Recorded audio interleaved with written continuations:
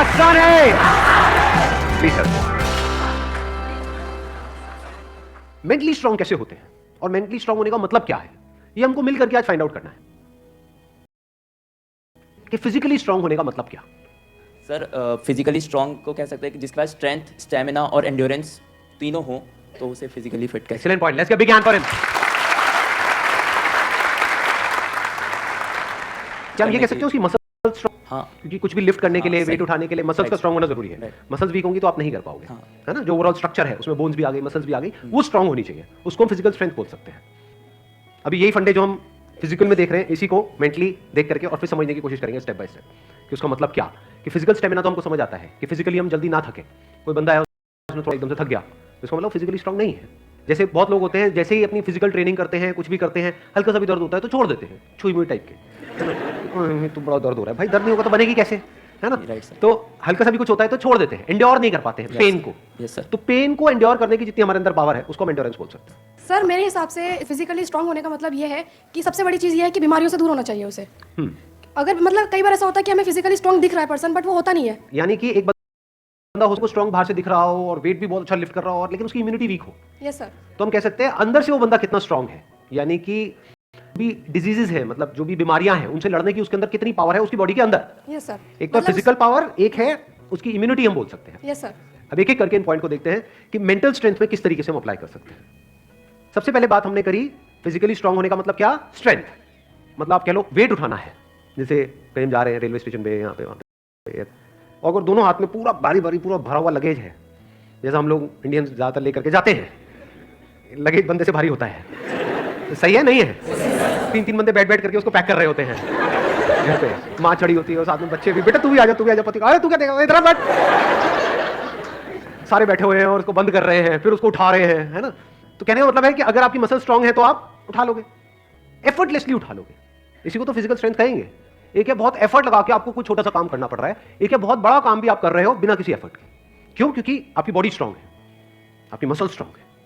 बिल्कुल इसी तरह से थिंकिंग मसल्स, यानी कि कोई प्रॉब्लम आई तो आप ये देख सकते हो आपकी थिंकिंग मसल्स कैसी है, बेस्ड अपॉन कि आपका रिएक्शन कैसा है जब कोई आपकी लाइफ में प्रॉब्लम आती है।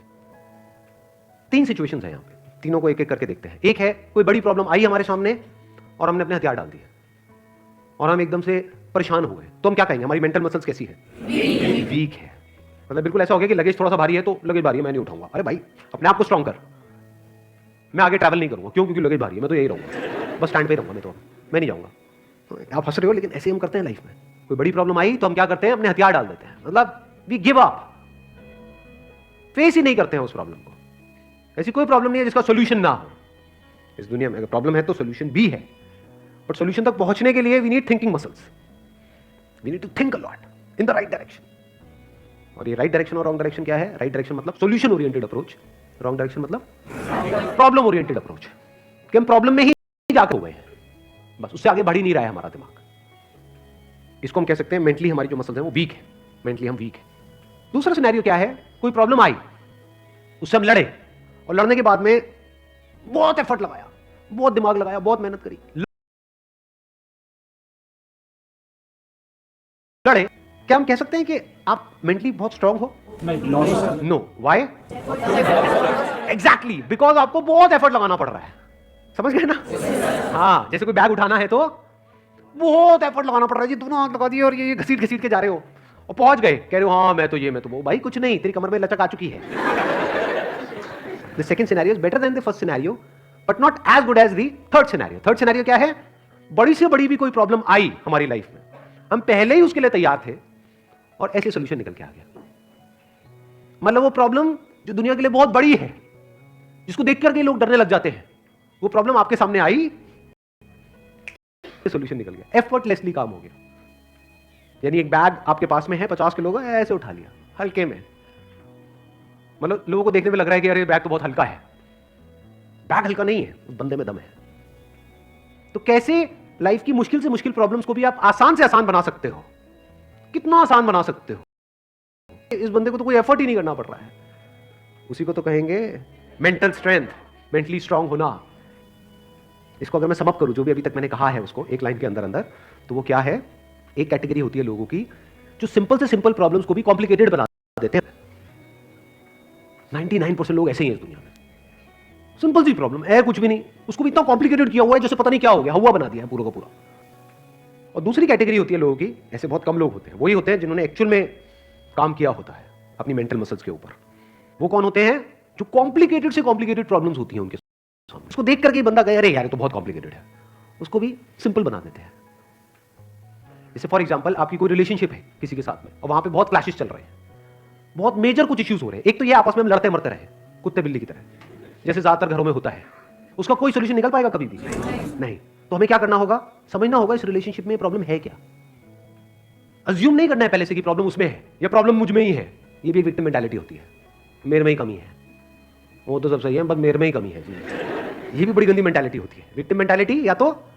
या फिर तुझ में प्रॉब्लम, या वो प्रॉब्लम को समझा जाए।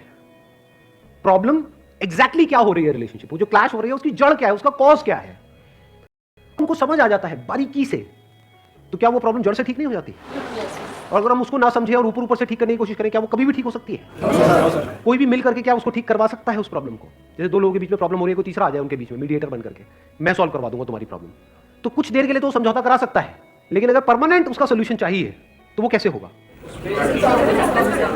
या तो दोनों को या दोनों में से किसी एक को बारीकी से समझना होगा नेचर ऑफ प्रॉब्लम क्या है, and that could be very simple. समझ गए? मतलब लगता क्या है ये स्पेशली जो रिलेशनशिप्स की जो प्रॉब्लम्स होती है वो बहुत ही कॉम्प्लिकेटेड होती है, एक्सट्रीमली कॉम्प्लिकेटेड, समझ ही नहीं आ रहा था क्या करें क्या ना करें। कई बार होता है कि बहुत ही सिंपल होता है उसका सोल्यूशन। अगर मान लो मेरी किसी के साथ में रिलेशनशिप है, उसमें कोई प्रॉब्लम हो रही है, तो उसको बारीकी से ऑब्जर्व किया, अच्छा प्रॉब्लम हो क्यों रही है और इतनी बड़ी प्रॉब्लम क्यों हो रही है, उसकी जड़ क्या है। तो जब जड़ तक गया तो मैंने देखा कि अच्छा मैं कुछ इस तरह से बोलता हूं जहां से पूरा खेल शुरू होता है। अगर मैं ये ना बोलूं तो, और इसकी जगह ये बोल दूं तो क्या खेल अलग डायरेक्शन में? दोनों का अंडरस्टैंडिंग होना बहुत जरूरी है। आप कह रहे हो दोनों की अंडरस्टैंडिंग होना बहुत जरूरी है। हाँ जी सर। ध्यान से समझना, अब ये प्रॉब्लम ओरिएंटेड अप्रोच है, सॉल्यूशन ओरिएंटेड अप्रोच है। ये प्रॉब्लम ओरिएंटेड अप्रोच है जिसका कोई दुनिया में सॉल्यूशन नहीं है। ये बिल्कुल ऐसा है कि सरकार को तो अपना काम अच्छे से करना चाहिए, ये जो चाहिए है ना, ये हम इंडियंस की नस नस में दौड़ रहा है। सड़कों पे सबको अपनी गाड़ी ढंग से चलानी चाहिए, रेड लाइट पे सबको रुकना चाहिए, ये होना चाहिए, वो होना चाहिए, यहाँ पे सफाई होनी चाहिए, दोनों को एक दूसरे को समझना चाहिए, जो कभी नहीं होगा। तो क्या हो सकता है, इसका सोल्यूशन क्या है? ये होगी प्रॉब्लम ओरिएंटेड थिंकिंग कि हमारी लड़ाई की जड़ क्या है, मैं तो उसको समझता हूं वो मुझे नहीं समझती। समझ गए ना? आगे प्रॉब्लम, जबकि सोल्यूशन क्या है, मुझे ही समझना है, खत्म।